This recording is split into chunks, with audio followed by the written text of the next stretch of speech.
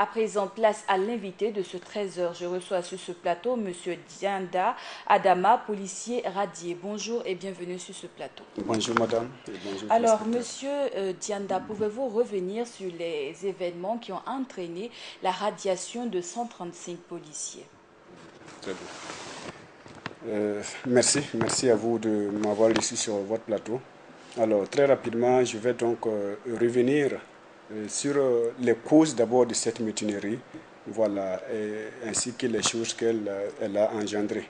Voilà, figurez-vous, en son temps, un policier était recruté, et bon, si je puis me permettre, et comme laissé à lui-même finalement, parce que défaut de moyens, défaut de matériel de travail.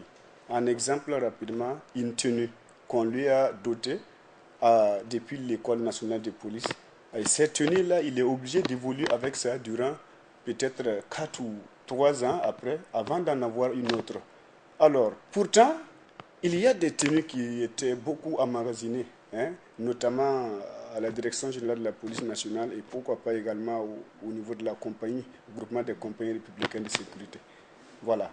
Et en plus de cela, il y a aussi que, bon, en plein service, en pleine intervention, un véhicule d'intervention qui tombe en panne sèche. Bon, vous voyez, c'est des petites choses comme cela, hein, ainsi que les services payés, des éléments. Je parle notamment des missions souvent que les éléments ont eu souvent à faire et qu'en contrepartie, ils devaient pouvoir bénéficier de quelque chose, un temps soit peu.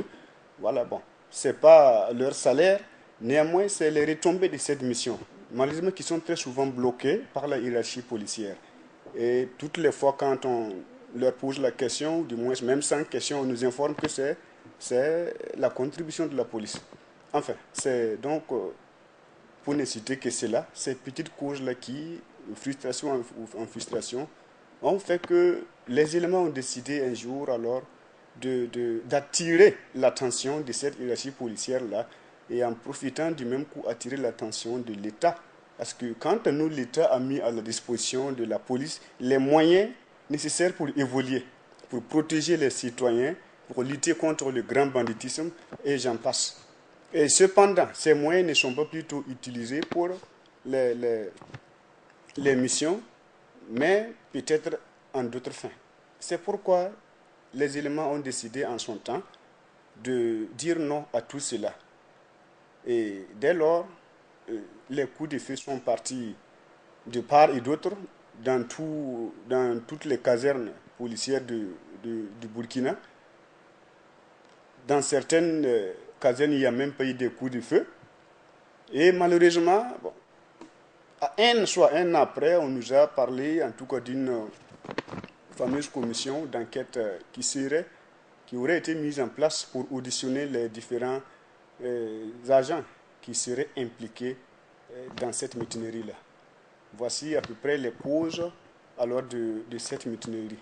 C'est le manque de matériel de travail et le calvaire que vivent les agents de la police nationale en son temps, le manque de moyens roulants pour les services, et ainsi que, voilà, il y a pour des moindres faits qui ne signifient presque rien, vous allez voir un agent qu'on va aller enfermer ou cancer parce que juste il a eu une mésentente avec son supérieur hiérarchique.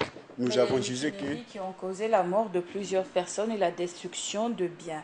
Et le 11 février dernier, lors d'une conférence de presse, vous avez indiqué suspendre toute lutte pour vous consacrer à vos occupations après la radiation des rangs de la police nationale. Aujourd'hui, vous avez rencontré le ministre d'État en charge de la sécurité, Simon Compaoré. Quel était le contenu déjà de la rencontre?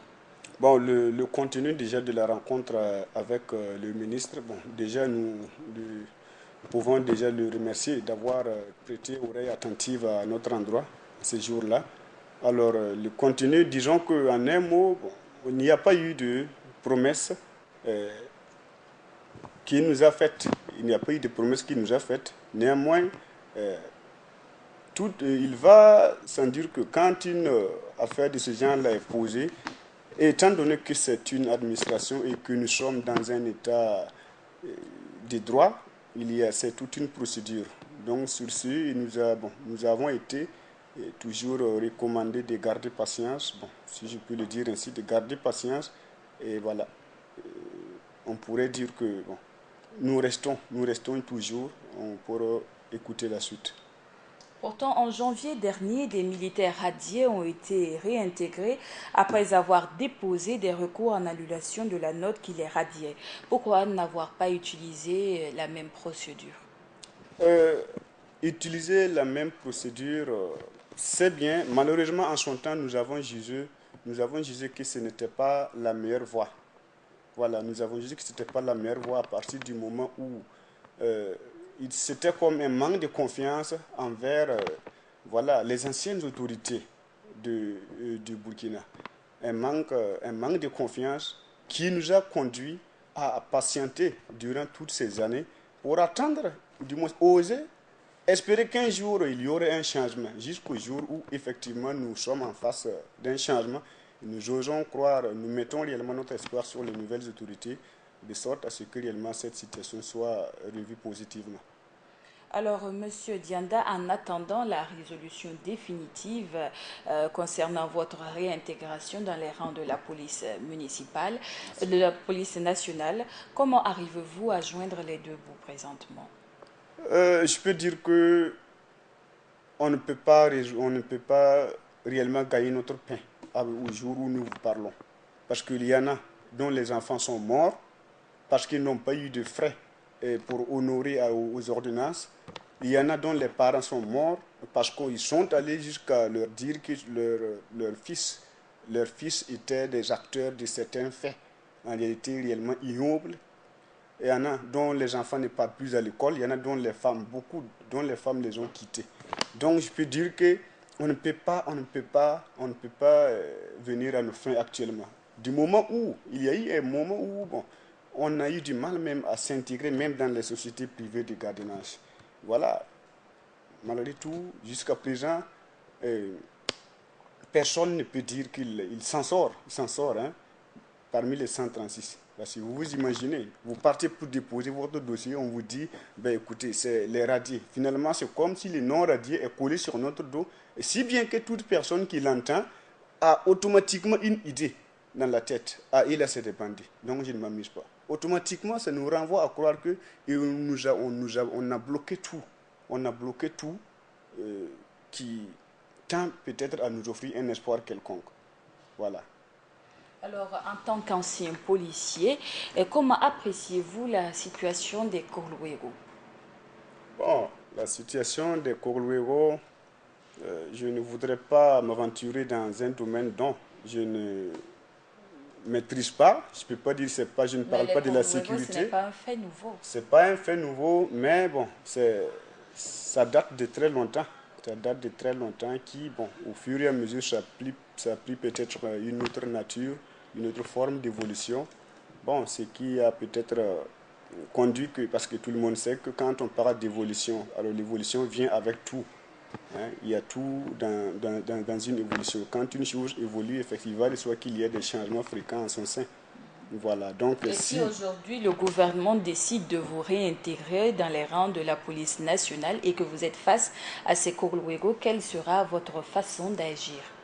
notre façon d'agir ne serait autre que conformément à la loi.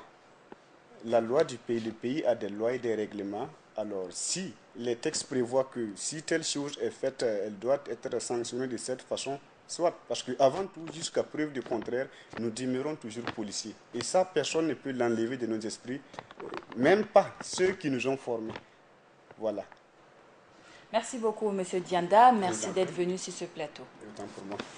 C'est tout pour cet entretien avec Monsieur Adama Dianda, policier radié.